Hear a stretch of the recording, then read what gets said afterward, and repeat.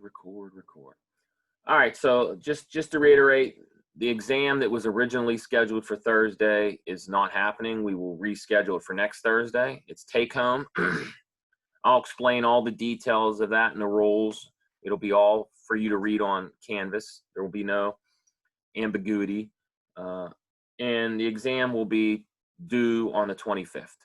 And since some of you are concerned, you might not have enough time, maybe we'll give it to you before the 25th and make it due the 25th in honor of happiness. So, all right. So let's jump right back into what we were talking about at the end of last class. So let's change colors. I have the option of, let's do arithmetic. There's 3 rows of 5 colors. So that means there's 15 options for us. What a time to be alive. All right, so last class,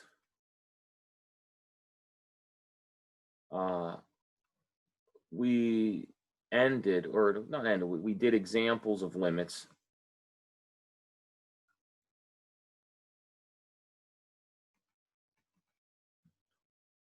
And we also defined new types of limits.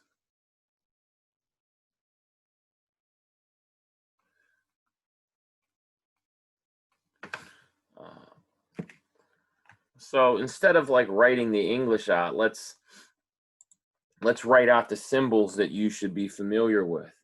We define things like this. This limit as x approaches a from the right of f of x equals some number,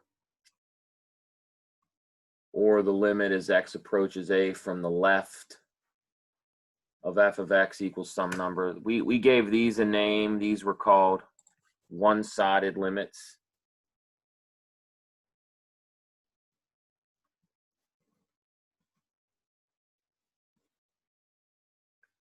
So those little superscripts, the plus a, or the plus and the minus sign on the a, you need to interpret that as one meaning left and right. So the plus sign means we're coming from the right. So let's draw like a number line and imagine what that might mean. So if this is a,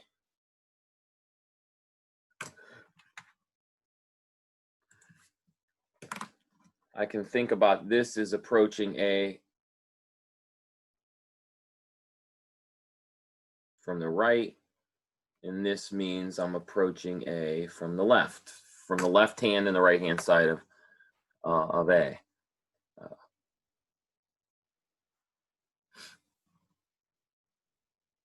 So let's just give you a very generic example, but it's very visually sound, at least in my opinion. So let's just draw. I'm going to just draw some curve. And I'm going to make it have some properties. So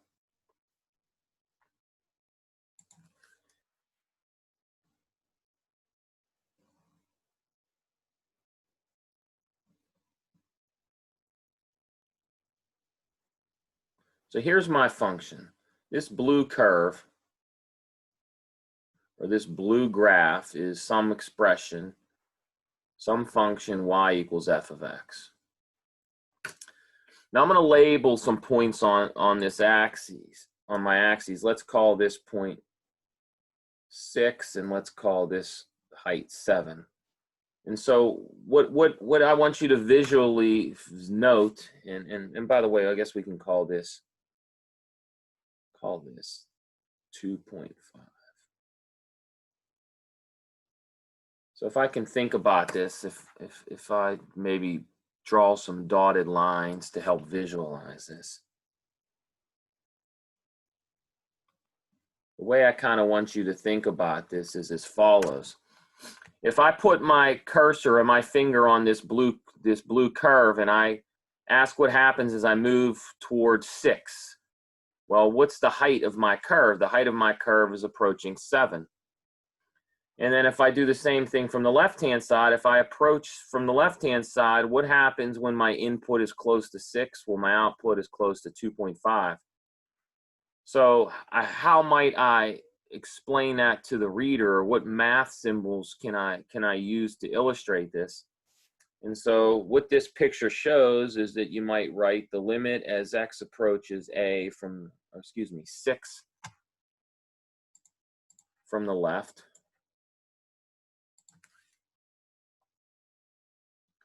of this particular function is 2.5, and the limit as x approaches 6 from the right of this particular function is 7. So this is an example that helps you try to visually understand these one-sided limits. Does anybody have a question or a comment?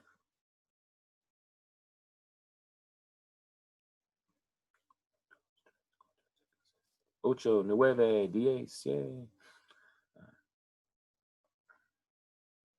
All right, cool. The other thing we talked about were these scary looking, not scary, I shouldn't say that. That gives you bad karma. The next thing we talked about were limits that looked like this. The limit as x approaches, say, a from the right of some expression equals infinity, or the limit as x approaches a from the left equals infinity, or negative infinity. That's also an option.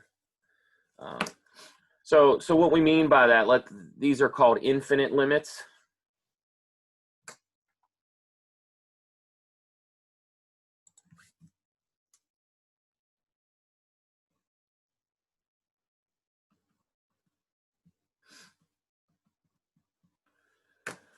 So we can draw a picture of something that looks like this.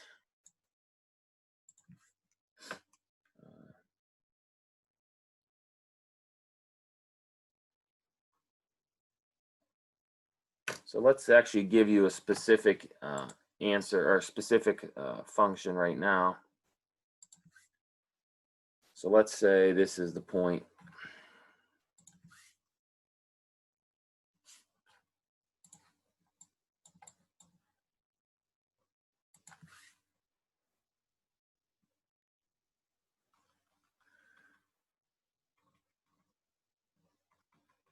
So suppose this is, say, the vertical line x equals 2. And then suppose I have a function that looks like this. Suppose its graph looks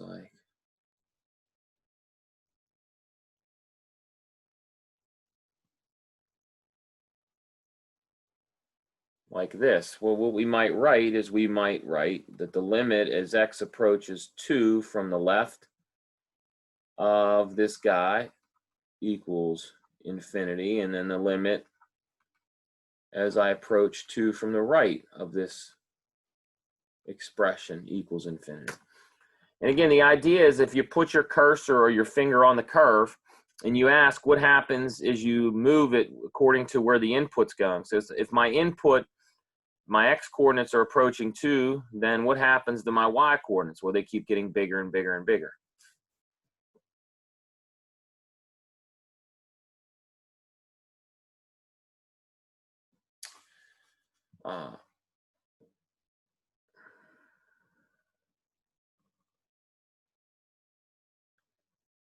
Any comments, questions?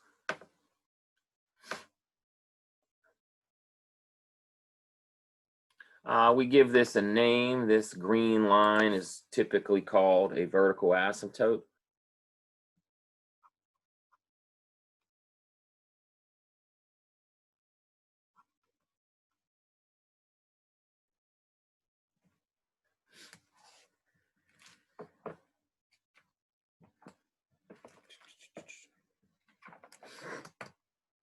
Need some water.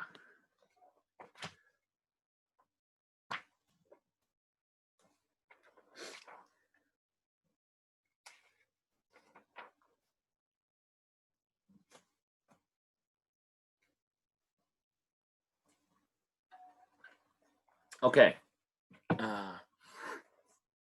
And then the last type of limit we sort of talked about was the following. what happens if we let our input get bigger, bigger, and bigger? Or suppose we let our input go off to large negative numbers. This was called limits at infinity,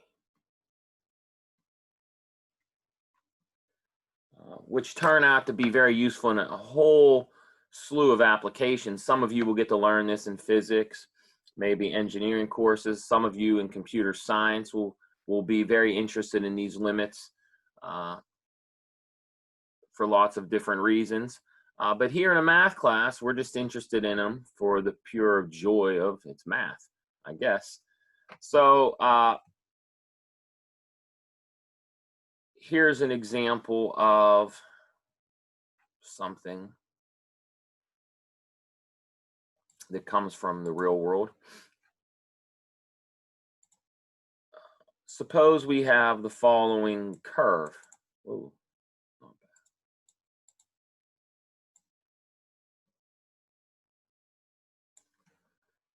So we'll take green again.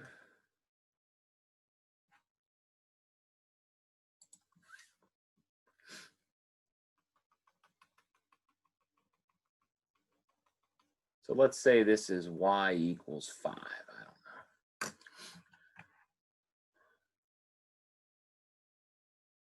I mean, it's possible we can have a curve that does this.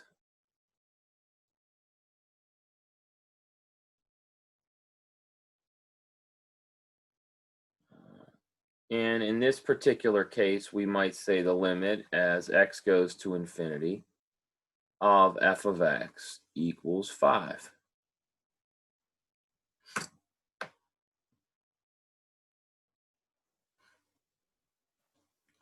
So the name for a curve like this is what's called an oscillation.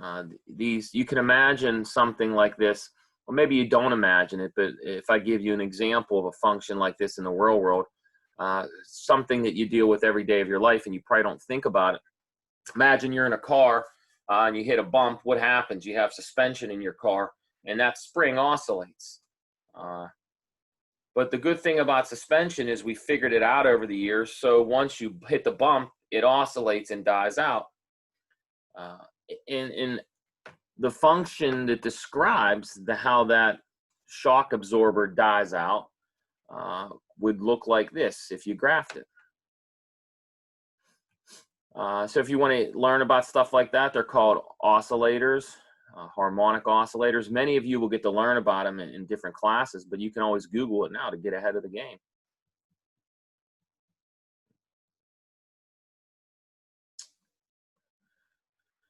Any questions about this?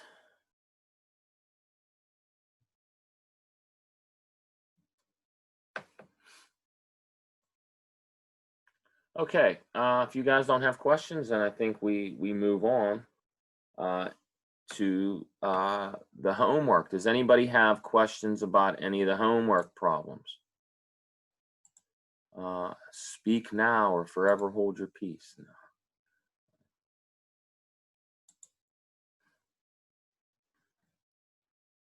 Okay, so someone asked about 5 and 6. Okay, yeah, so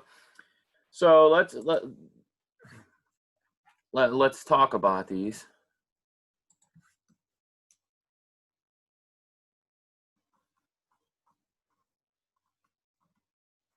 So what I'd ask you to do is compare with number 5 and 6. What is this? Homework 3? So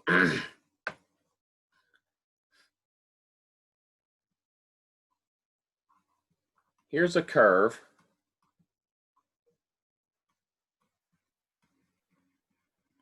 that satisfies the following.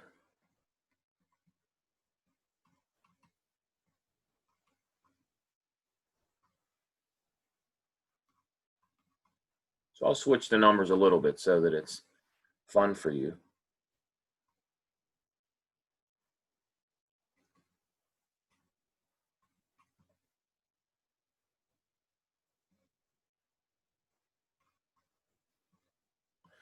So I'm asking you to draw a curve, and the only thing that I need you to make sure it does is I need you to make sure that when you approach 4, when the inputs are close to 4, the outputs are approaching 10. And then the other thing that's very important is I need you also to incorporate the fact that when you actually plug 4 into the function, it spits out 10. So what does that mean? Well, for us, that means the following. So let's draw an XY axis. And so I need 2 important points. So I'm going to label them right now. I need 4, and I also need, I guess, let's make this a little more to scale.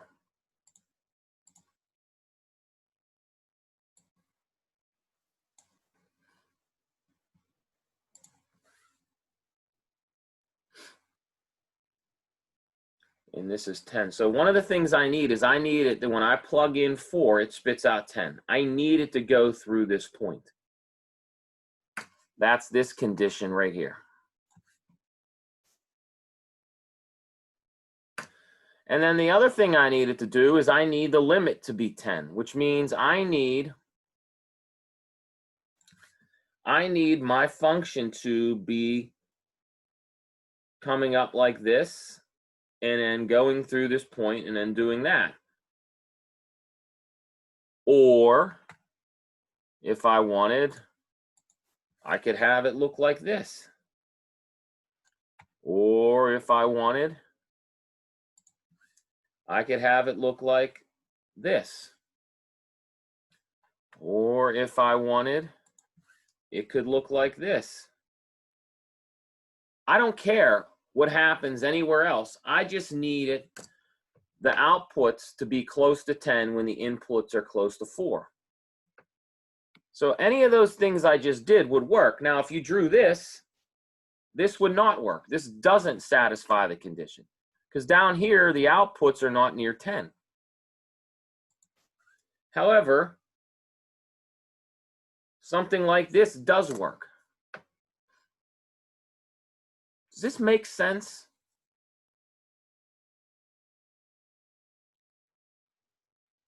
Does anybody have a question about this? So this works. When I draw it this way, this checks off this. This picture satisfies both of these. Does anybody have a question? Comment?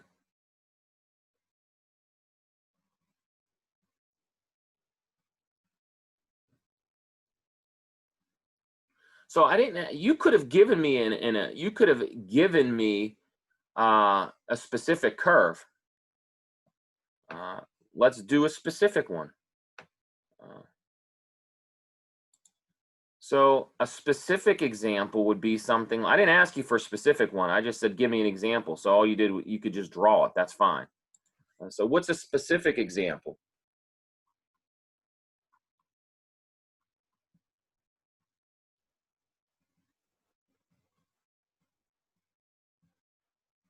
Well, I need a function so that when I plug in 4, it spits out 10.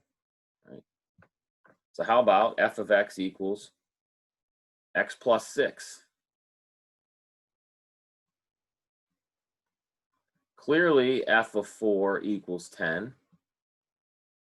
And the limit as x approaches 4 of x plus 6, that equals 4 plus 6, which is 10. And that's exactly what I wanted you guys to do. So these are 2 separate solutions to this problem. I hope this is clear. And what I'm saying is I didn't ask you for a specific thing. I just said, give me any example. So something like this would work. You want to be more creative? How about f of x equals x squared minus 6? That works too.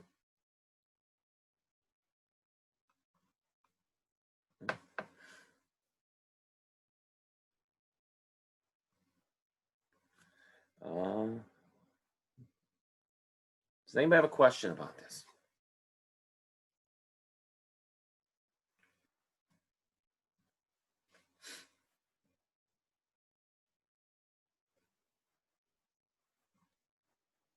Going once, going twice. So you could either draw me a picture like this, or if you want, you can give me a specific example. That's fine.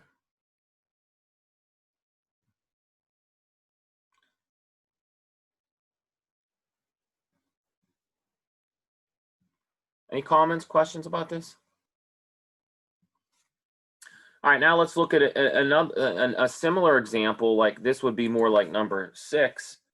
What if instead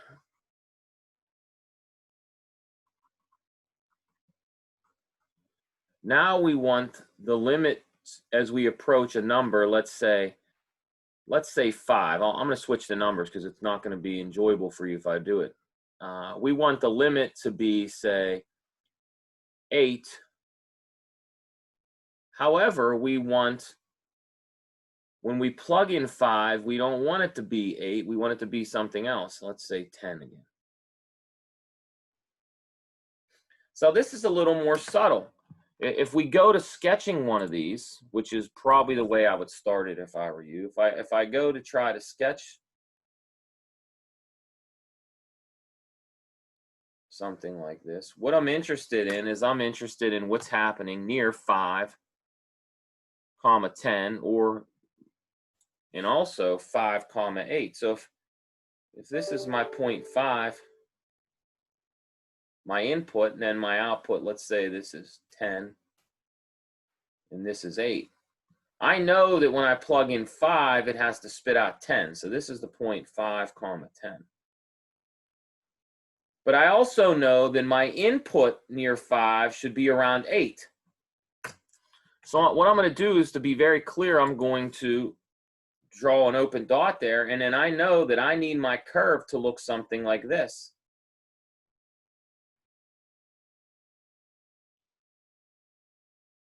This particular sketch meets the qualifications of the problem.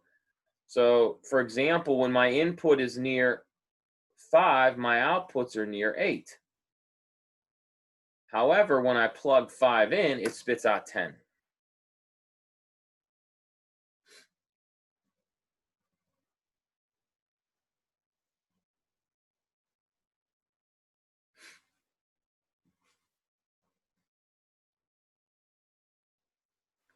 So this is an example of what we're going to actually define what this means shortly, but this is what's called a discontinuity.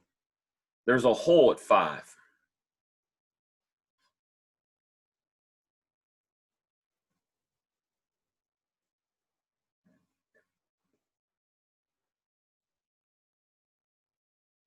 Does anybody have a question about this or comment?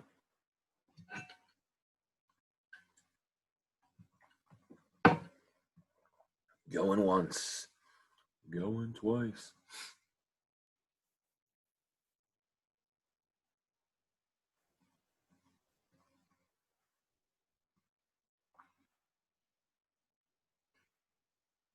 All right. So hopefully you guys will study these examples and maybe ponder why I'm asking you to do them. And what mostly happens is that, well, what typically happens is at first it doesn't make sense to you. You're very confused. But that's okay. That's part of learning. I wouldn't let it, drive you too crazy.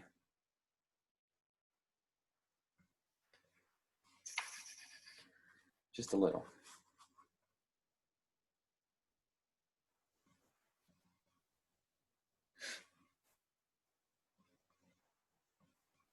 All right, any other questions on the homework?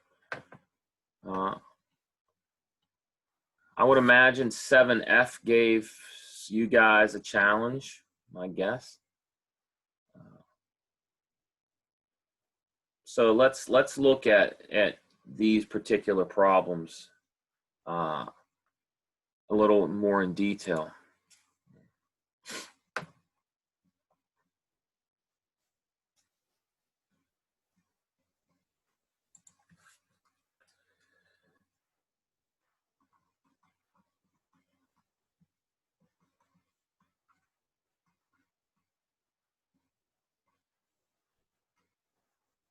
So how do we compute limits at infinity? So we have,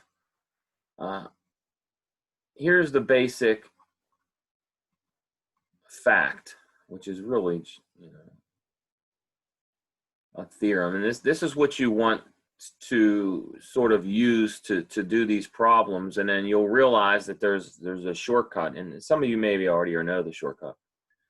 The basic fact is this, is that the limit as x approaches infinity of 1 over x is 0. You need to convince yourself this makes sense. I mean, if you keep taking the number 1 and dividing it by numbers that are larger and larger and larger, your output just keeps coming smaller and smaller and smaller.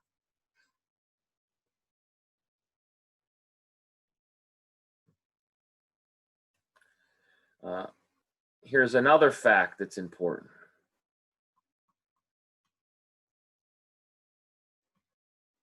The limit laws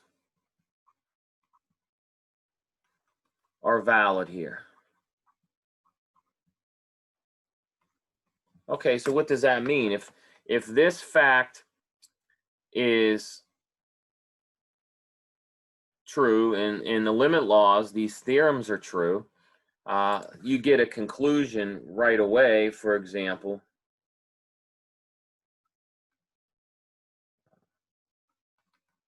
thus the limit as x goes to infinity of any constant over x to the power n is 0 for any c and any n greater than 0.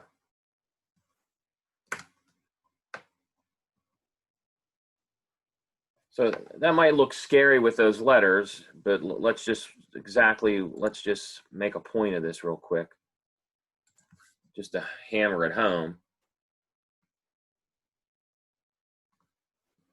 So this means something like the limit as x goes to infinity of 5 over x to the 6th is 0. The limit as x goes to infinity of -2 over the square root of x is 0.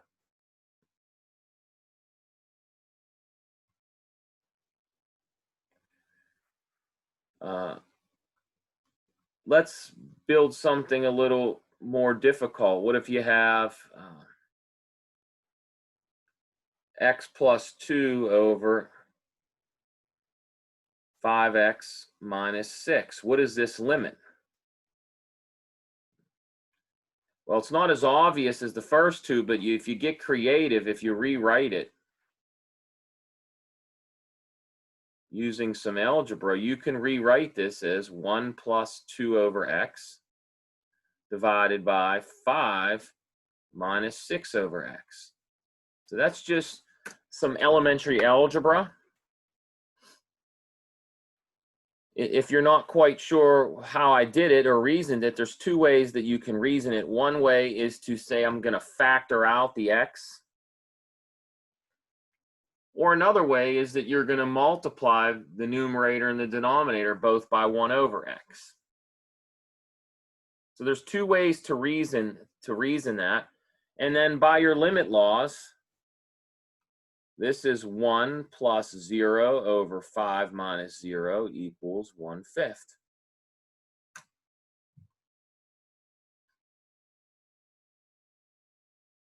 So just so it's ultimately clear, these are three separate examples.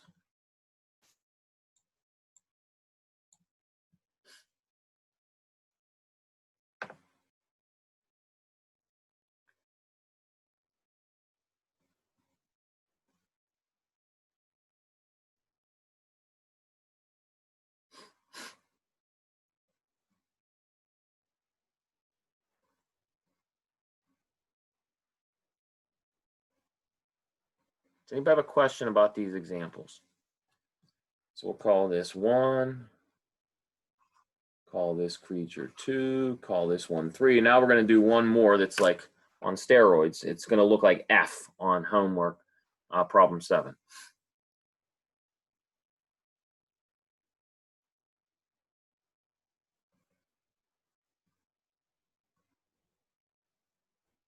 Comments, questions? Everyone back to sleep? Oh, yeah, Heather, you make a great point. I didn't get to that yet, but yes. So there's a shortcut to number 3, and we're going to get that and stay that in a minute, right? Yep. And actually, you've learned that shortcut. That's theorem 2.7, which you're referring to, Heather. That is, most of you in a college algebra course or a pre-calculus course, whichever you took last, you guys would have studied rational functions. And when you studied horizontal asymptotes, that's exactly what they told you to do. They told you to look at the exponents. And they said if the exponents are the same, the degree of the numerator and the degree of the denominator, that the only thing that matters is the leading coefficient. That's correct. So we'll state what that means in a second. So actually, let's just do it now while it's fresh in our mind. So the fourth example would be something like this. The limit as x goes to infinity of, say, 6x to the third plus 2x over 7x to the third minus 5x squared. What's the limit here? So it turns out that this guy is going to be 6 over 7. And then the obvious question is why?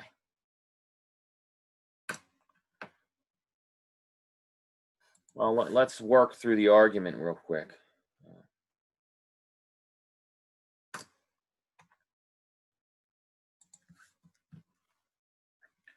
So the argument is the following.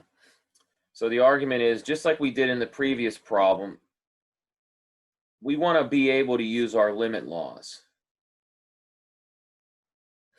So what are the only laws or the facts I know? Well, if I go back 2 pages, really the only thing I can use are these basic facts here. Which means in order to compute these limits, we must be able to write each term as what you see here in this blue thing. You must be able to use this fact. And so if you look at this example, the first 2, that fact is obvious because it's already expressed that way. Now in this third example, what I did is I had to do some algebra so that I can write the numerator and the denominator in this way. Here I'm using my limit laws. I didn't tell you that, but that's what I'm using. And so what I want to do is I want to do the same thing here. I want to use my limit laws. So what I'm going to do is I am going to do some algebra. I am going to multiply the numerator by 1 over x cubed. I'm going to multiply the denominator by 1 over x cubed. So I guess I should put this here. This is not a magic trick. This is multiplying by the number 1. And the reason I chose x cubed is because look what happens when I actually do it. When I distribute and do this multiplication, I'm left with 6 plus 2 over x squared. And then I'm left with 7 minus 5 over x. And of course, now I can use those limit laws, and I'm left with 6 plus 0 over 7 minus 0, which is 6/7.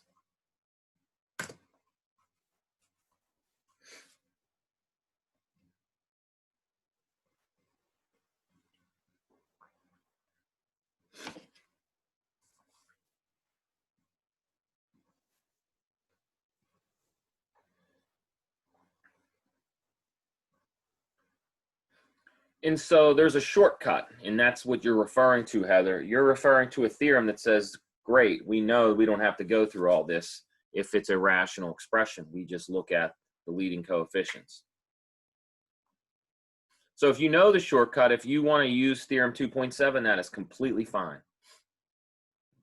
The problem is 2.7 doesn't always work. It doesn't help you with problem 7F, for example. Well, at least not directly.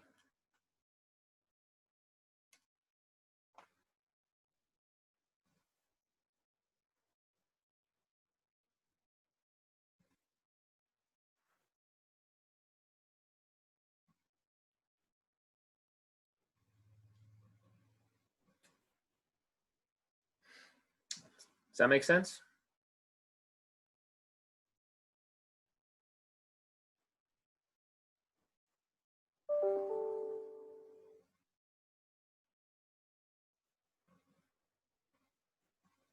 All right, so let me do one more example similar to F, and hopefully you will ask questions if you're confused. So let's look at this limit. So let's say 2x to the fourth plus 10x over 7x to the fourth plus, I don't know, let's say 36x to the eighth plus 1. So a common error is to think that this limit is just going to be 2/7. It's not going to be 2/7 though. It's actually going to be 2/13. Now, it's probably not clear to you right now why that's the case, and that's okay. But there's lots of ways you might reason that it should be 2/13. So what I'd like to do is I'd like to reason it in an analytic way using logical deductive reasoning. So this particular example, because of the square root, we have to play some games, and we have to be very careful with how we set up for our limit laws. So what I'm going to do is I'm going to employ the same tactic I did before. I'm going to multiply everything by 1 over x to the power 4. So I'm going to multiply the numerator by 1 over x to the power 4, and I'm going to multiply the denominator by that. So let's write that down.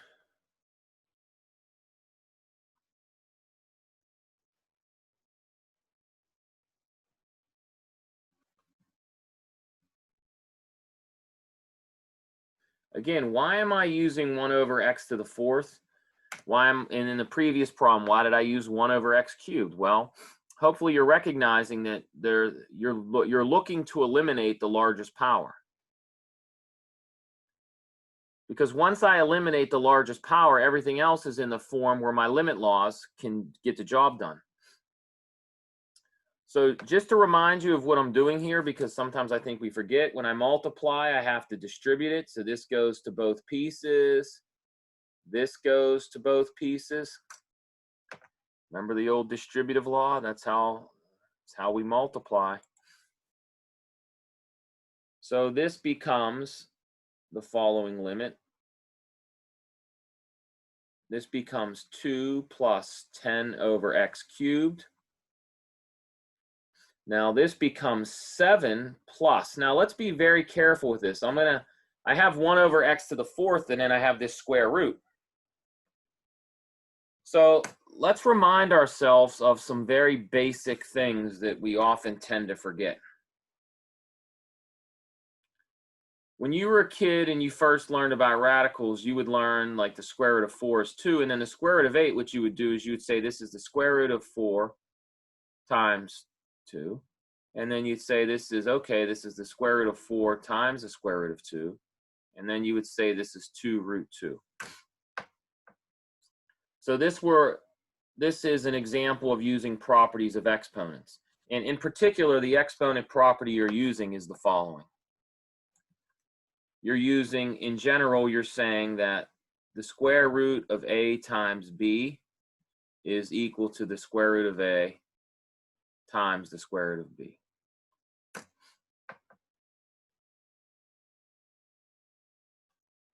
And so what I'd like to do is I would like to use this property. The only thing is I don't have 2 square roots. I only have 1 right now. But what I need to note is I need to then note that the square root of x to the 8th is the same thing as what?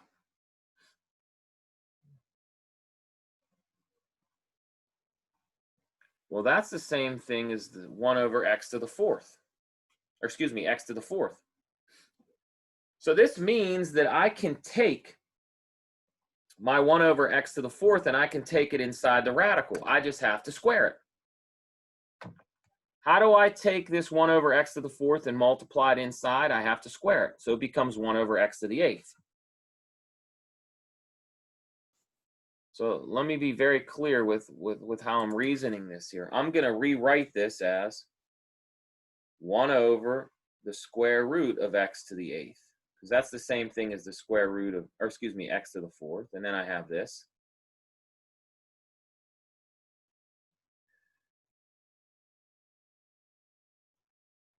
And so when I take it inside,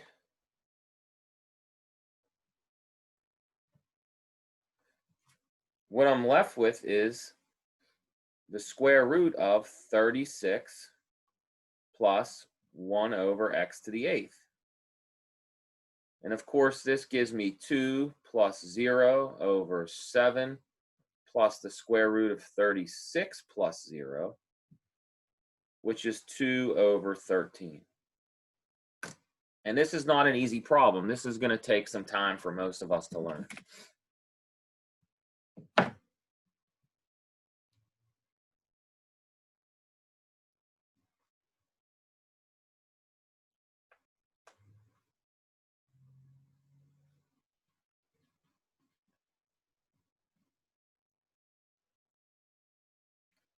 So again, this is the type of limit that is a difficult one,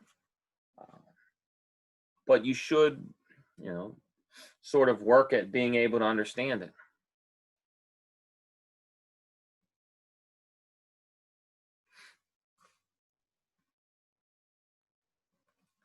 And if you don't trust our work, you can go to Desmos and graph it, or go to a calculator and estimate it.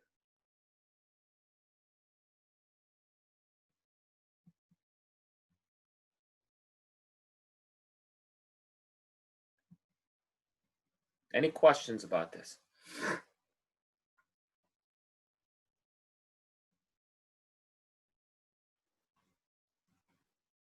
All right, great.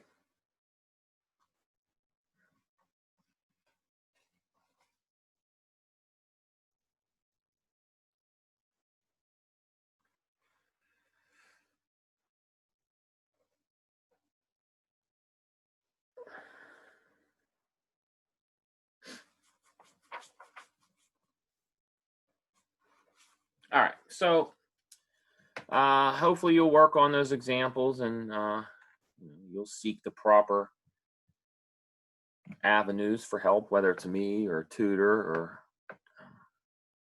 YouTube, Khan Academy. All right. So we need to shift gears slightly, but not completely.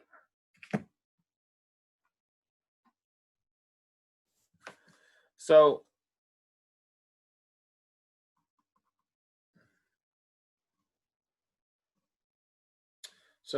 with an understanding of limits,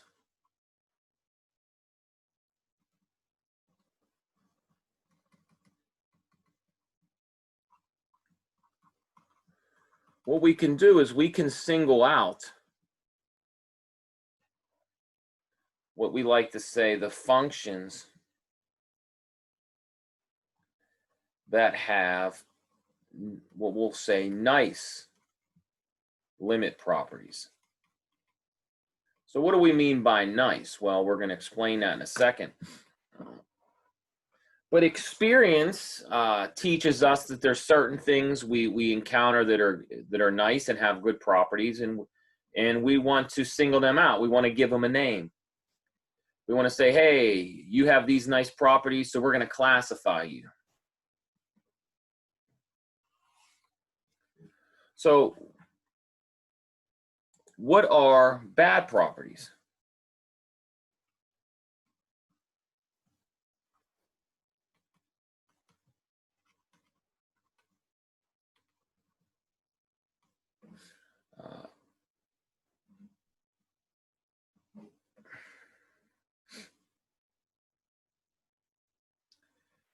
So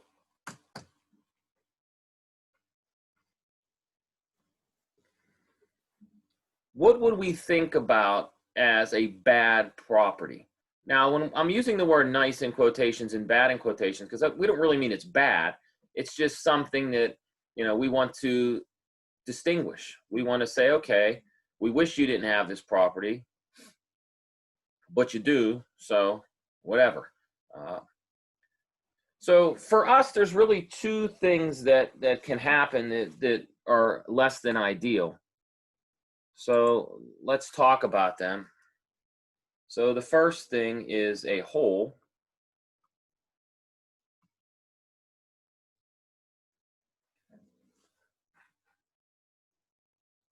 So if I draw a coordinate system, and let's isolate ourselves, let's distinguish something. Let's call this the point 7. And what I want to suggest is that if I have a curve, and then once I get to 7, here what we're saying is, notice the way I've drawn this, and this might take a moment to think about. Notice the limit as x approaches 7 here of whatever this curve is, I'll call it f of x, it does not equal f of 7. Because there's a hole in f of 7. So they can't equal. We're going to call this a less than ideal or a bad property. So let me distinguish it even more by saying here's a hole.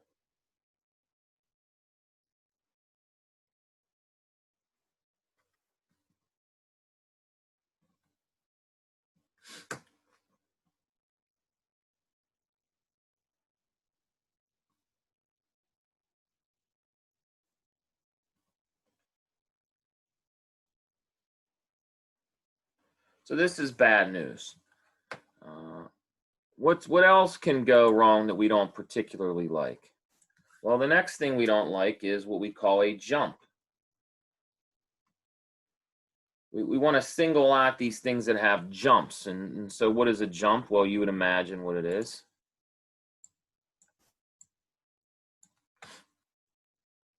Let's say, call this point 13. I'm just making these numbers up. There's no rationale. And so let's say my curve comes down like this, and then it jumps up like this. And so if I put some sort of labels here, let's say that this is the point. Let's say this is 5. Or let's say this is 6. And let's say this is 10. I don't know. Or how about 15? I'm just making these things up. So notice here that the limit as x approaches 13 from the left is equal to 6, and that's clearly not equal to 15, which is the limit as x approaches 13 from the right.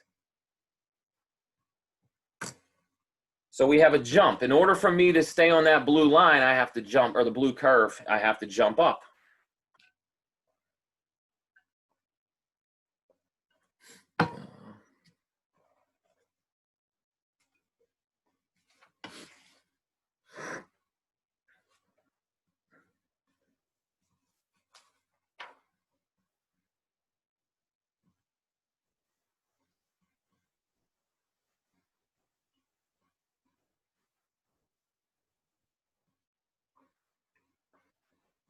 Now, of course, you might say, well, what kind of function has this property? Or, we've already seen what kind of, if we go back to this example, we've seen functions with this property before. We've studied them already.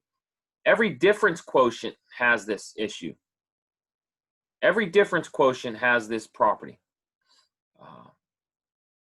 And so that's a good enough reason alone for us to study it. And then you might say, well, what kind of real world function has this property? Well, a very simple one would be, well, most of you, do you guys pay your own cell phone bill? That would be the question. But most cell phone bill plans have two options. You either pay per gig or you pay for unlimited gigs. If you pay for gigs, think about how your price plan is. Say it's $20 for the first gig, and then it's $40 for the second gig. So if you graphed gigs per cost, that's exactly what the function would look like. So, you know, if sometimes I feel like you need context for these. So let's give you exactly what I mean. I use Comcast, or was it Xfinity? I don't know what the heck it is. I think it's whatever. It's Comcast is my cell phone provider. But if this is my gigs, and then here's my cost, how does Comcast work? Well, if you don't do unlimited, it's $12 a gig. So it's 12, and then 24, and then 36. And so up to the first gig, it's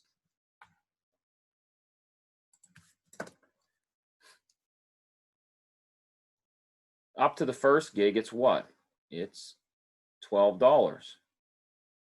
And then once you hit a gig, it's now $24 up until you get to the second gig. And then once you finish 2 gigs, then you're at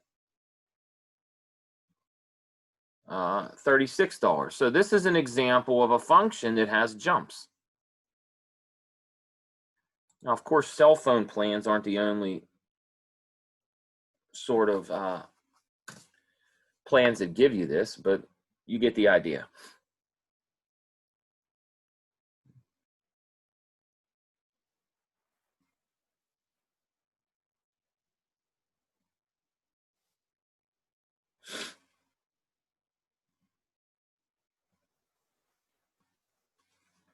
Does anybody have a question about this?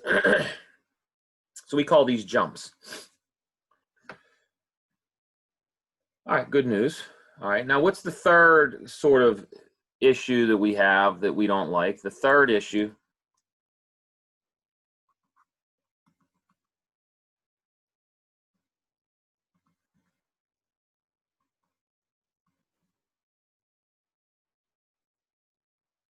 well, that is a vertical asymptote. So again, if we draw a picture of that,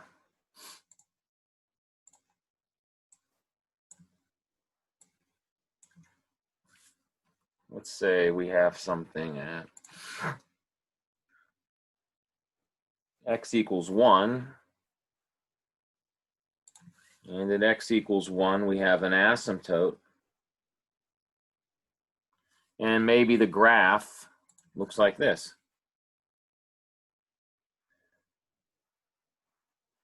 And so the thing to note here is that the limit as x approaches 1 from the right of this curve equals positive infinity. And then the limit as we approach 1 from the left equals negative infinity.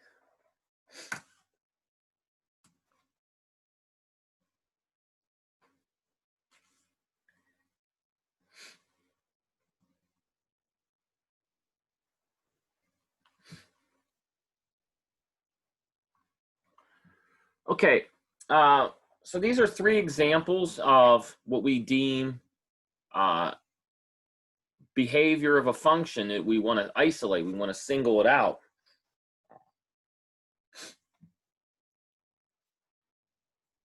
And so the way we do this is we construct a definition that tells us if you meet this definition, you don't have these issues. And if you want to think of a very simplistic way of thinking about these issues, these 3 things we've just drawn, if a function possesses one or more of these properties, then you can't do a very simple thing. You can't sketch the graph without picking up your pencil or your pen. And that means that the curve is not a nice smooth curve, but that it has jumps or that it has holes. And we don't want that. Well, I don't say we don't want it. We want to isolate that. We want to classify the functions that don't possess this behavior. And so we do that. We give them a name. and they're called continuous functions. So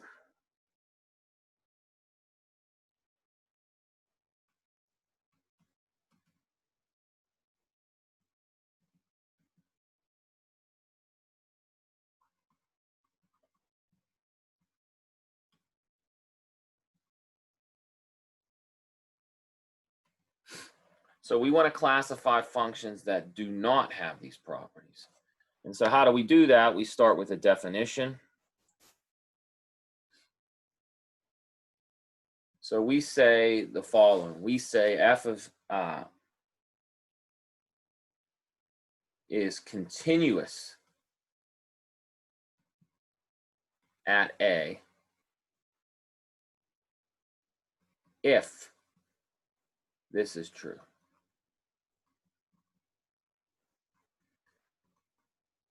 This property of saying the limit is equal to the output that eliminates all those issues. This simple statement about a limit eliminates those three issues.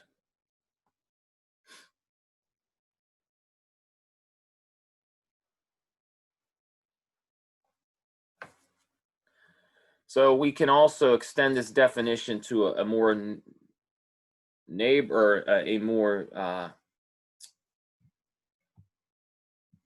a more global property, and if I is any interval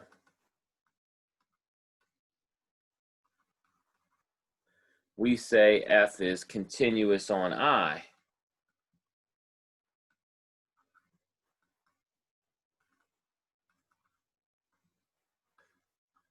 if the above property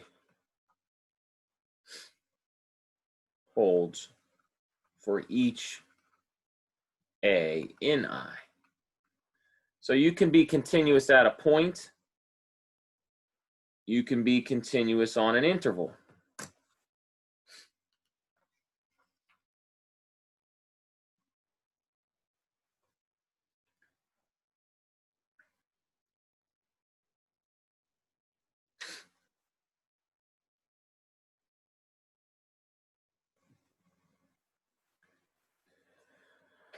Whew.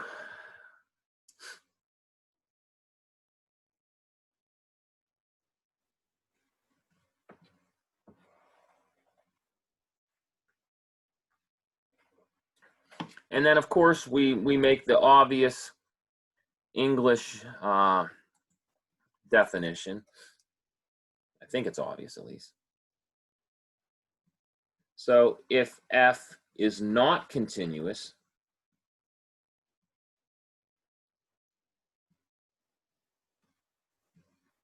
we say it is discontinuous. So that's a word we'll use.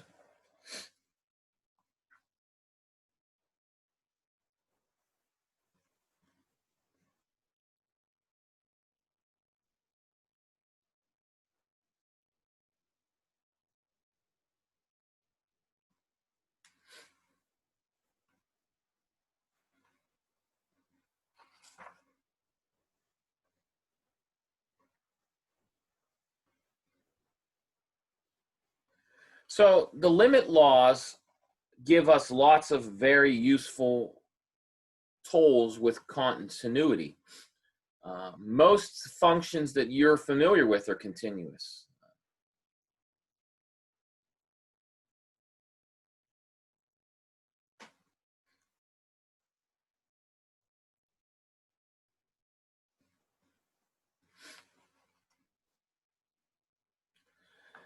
So we're not going to go through the details of all this because I don't think it's important, but it is worth stating. So here's a fun fact.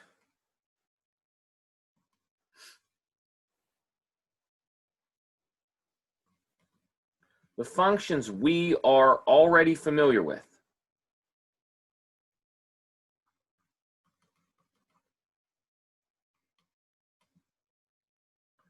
are continuous on their respective domains.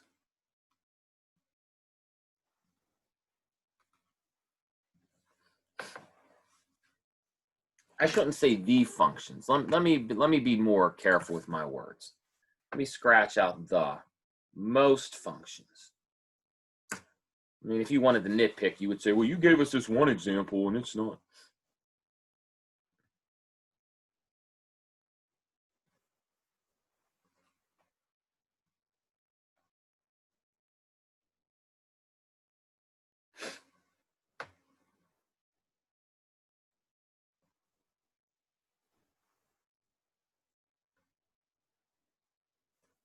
So let me give you more specific examples what I mean.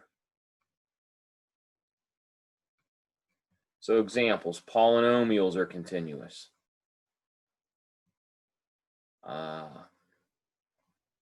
Rationals on their, where they're defined.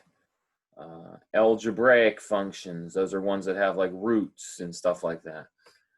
Trig, logs, exponentials,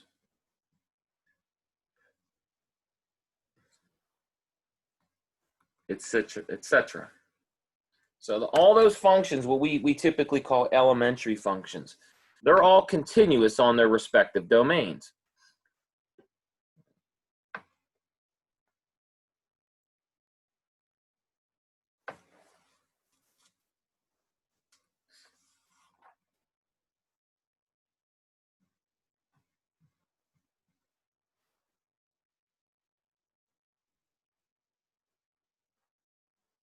Does anybody have a comment or a question?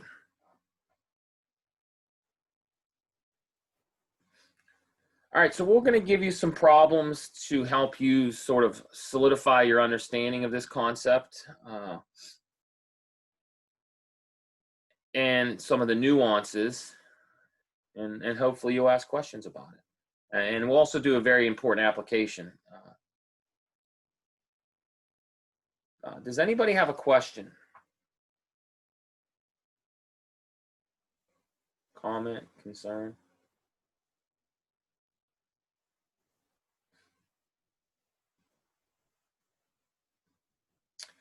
All right, well, if you guys don't have questions, I say we call it a day right now, and then you guys continue to work on this assignment, and we'll work, and I'll post a new one. And please, if you have questions that I didn't answer in class, shoot me an email. If you have concerns about the exam, please let me know.